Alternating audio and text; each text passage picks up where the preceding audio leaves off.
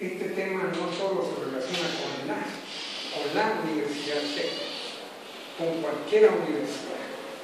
Es una falencia que se ha ido aumentando más adelante, y desgraciadamente se ha transformado en un problema en cuanto a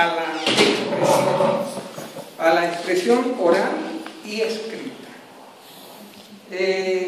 Yo tengo algo así como unas 2 décadas de experiencia en este tipo de cátedra que se relaciona con el lenguaje.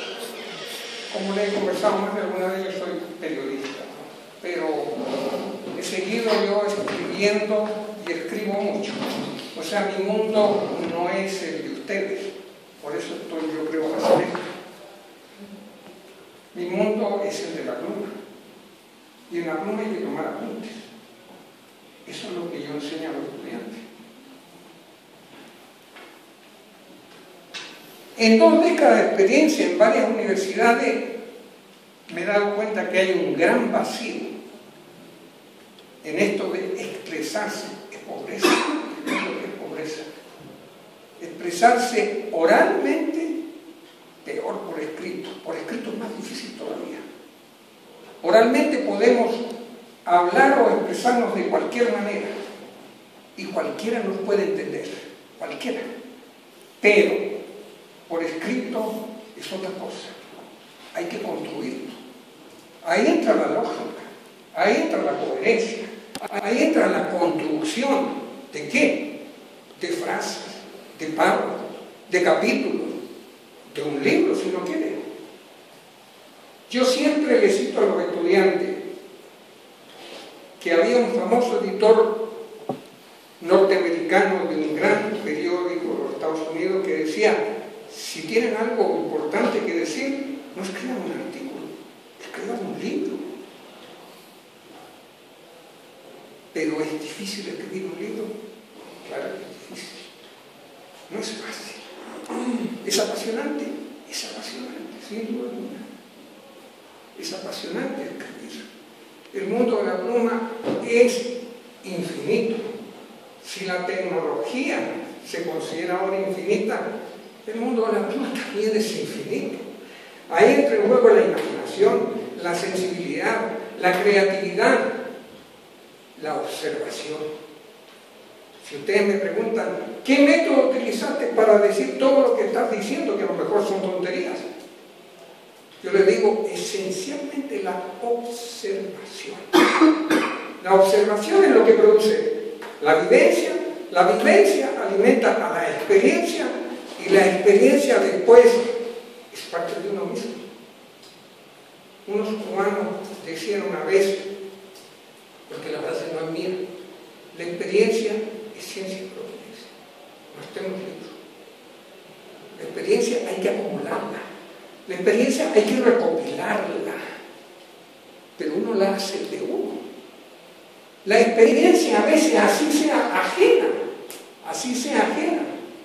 Nosotros los periodistas somos, quizás, entre comillas, ladrones de sabidurías ajenas. Nos apropiamos de cosas que no son nuestras. Eso es legítimo en el campo del periodismo. Eso es legítimo en el campo de la comunicación. Eso es lo que yo enseño y hago hincapié en los estudiantes. ¿Cuál es el problema en esta materia genérica? Porque ahora estoy con varias ingenierías. ¿Cuál ha sido mi experiencia en esto? Conclusión, el estudiante no lee. Ese sí es un problema. La lectura alimenta, ¿qué alimenta? La imaginación, la creatividad, la facilidad de expresión y también la ortografía y también la construcción correcta. Lo que yo les decía recién, la coherencia. Tenemos que decir algo sencillamente. Lo importante en esto de escritura, porque no todos tienen que ser escritores, es enseñar sencillamente. En el periodismo hay un verdadero axioma que dice: el periodista tiene que escribir no solo para que le entienda quien quiera que lee lo que escribe, sino que en modo alguno deje de entenderse lo que escribió. O sea, no hay alternativa. En esto de la pluma no hay alternativa ninguna. Si uno escribe algo o dice algo, es porque tiene que entenderlo. Eso es lo importante en este mundo de la pluma.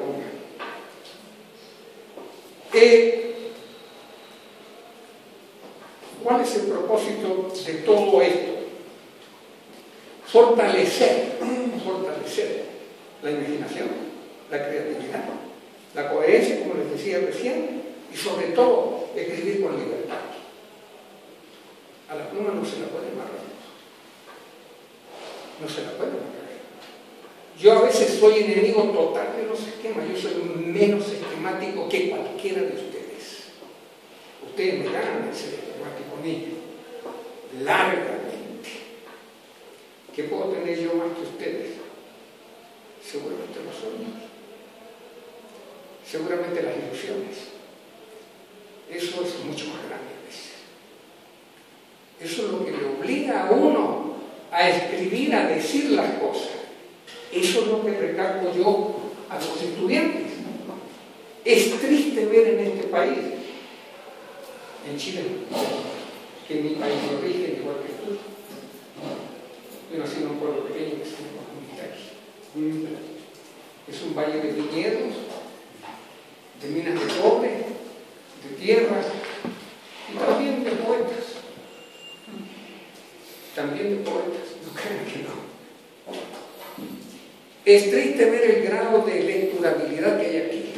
El estudiante está reñido con los libros. Recién el profesor decía, es mucho mejor comprar un libro digital. Muchos de ustedes lo decían. El libro, compañeros, transmite un calor especial. El libro puede transmitir ternura. El libro lo puede hacer mucho más grande. El libro es el libro, no es la pantalla fría y silenciosa, que al final aguanta todo. Uno mete todo lo que quiere ahí. La pantalla no dice nada, no protesta. Un libro es diferente. El estudiante aquí sufre para escribir. Sufre para escribir, sobre todo cuando es de materias técnicas. ¿Qué dice el estudiante de materias técnicas? Dice, yo quiero aprobar esta materia porque voy a trabajar en la empresa municipal. Eso no es el estudiante. No le interesa mucho llegar a expresarse por escrito. No le interesa mucho. Yo le doy un ejemplo que para mí es un poco triste también. Yo tomé un examen en una carrera técnica de ingeniería, donde más he dado yo es en periodismo, sigo dando, obviamente. He dado como una docena de materias, sin ser todo, no sirvo para eso. No sé por qué me han cargado tantas materias. A medida que, tal vez por la experiencia que tengo en el periodismo, que son 4 décadas, que conozco el país más que ustedes, claro, porque he sido reportero viajero. Yo conozco el Ecuador caminando. La geografía ecuatoriana yo la conozco andando, no en los libros. He andado como 600.000 o 700.000 kilómetros por este país, que es casi recorrerlo 700 veces. No alcanza a ver de 800 kilómetros frontera a frontera, no alcanza. Pero es como si hubiera cruzado 700 o 800 veces. Pero yo me metí en los lugares más recónditos, obviamente. Sin tarjetas de crédito, sin chequera y sin plata en el bolsillo también. Sin plata en el bolsillo. Yo tomé un examen, les decía recién, y ya voy a terminar. No los canso. Previamente di 5 o 6 páginas de teoría perfectamente explicada. Utilizo mucho yo la redacción periodística, que es la redacción que más se entiende. Incluso los libros densos, yo los resumo muchas veces, y un libro de 400 páginas lo puedo dejar en 100, pero con redacción periodística, que se entienda lo que dice. Que se entienda lo que dice. A lo mejor me pongo algunas cosas, es posible que sí. Yo tomé un examen de 5 preguntas. técnica, ingeniería, fueron 11, 14, 18 líneas. Un solo estudiante puso 25 líneas. Y hubo otro que llegó al sumo, al elixir de la síntesis. Ese contestó 8 líneas en 5 preguntas. Y me dijo, ¿para qué más, profe? Entonces, escribir es difícil. Es difícil meterle la idea al de la carrera técnica. El profesor decía recién el profesor que es mejor el libro digital. Hay una opinión de Mario Vargas Llosa que dice así: mis esperanzas son que el libro digital coexista con el de papel, pero mi temor es que el libro escrito expresamente para las pantallas, que no pasa por la impresión, sea muy diferente del tradicional y que las pantallas hagan lo que la TV ha hecho con sus contenidos, volverlos ligeros, leves e incluso frívolos. Eso también es un poco triste. ¿Cuál es el problema aquí del estudiante? El uso es bueno, que como decía Alejandro, que el estudiante haga 3 cosas a la vez. Yo apenas hago una y a veces hago media. Pero el estudiante está todo el día con el celular en la mano. El celular es un mundo de comunicación. El celular ahora es un medio de comunicación diminuto que el estudiante tiene en la mano todo el día y se puede comunicar con cualquier parte y puede saber muchas cosas. ¿Qué hace el estudiante cuando tiene el celular? Y uno hace un cuadro, yo todavía hago un cuadro en la pizarra. Yo no uso el PowerPoint, no lo uso. El estudiante lo que hace cuando está toda la pizarra llena y toda la explicación, el estudiante ya ha grabado con el celular el audio y al final toma 2 o 3 fotografías de la pizarra y se va tranquilamente con la conciencia más tranquila todavía para la casa. Eso es lo que pasa con el celular. Ahora, a juicio mío hay un abuso de la tecnología. El estudiante ya no va a la biblioteca, por la sencilla razón de que en la biblioteca incluso hay que hacer silencio, no se puede conversar mucho. El bibliotecario toca un timbre cuando alza mucho la voz. Entonces no es atractivo ir a una biblioteca. Es mucho más atractivo estar en la pantalla. Pero como decía recién Daniel, todo lo que dice la pantalla no es comprobable, no es verdadero. Ese es el problema del Internet. Tiene una infinita cantidad de información, infinita. Recorrerla es imposible. Eso ustedes lo entienden mucho mejor que yo. Es imposible. Pero eso conduce a quién, o tienta a qué. A plagiar, a copiar, a ser más facilista. Todo está en el Internet y el estudiante de ahora todo lo busca en el Internet. ¿Que el medio virtual es interesante? Claro que es interesante el medio virtual. Yo les mencionaba el otro día, se me ocurrió poner un libro de mi pueblo en el Internet y ahora va en más de 60.000 lecturas. La comunicación virtual. Yo quisiera que algunos de mis libros lo compraran 60.000 veces. Yo me he leído en la universidad.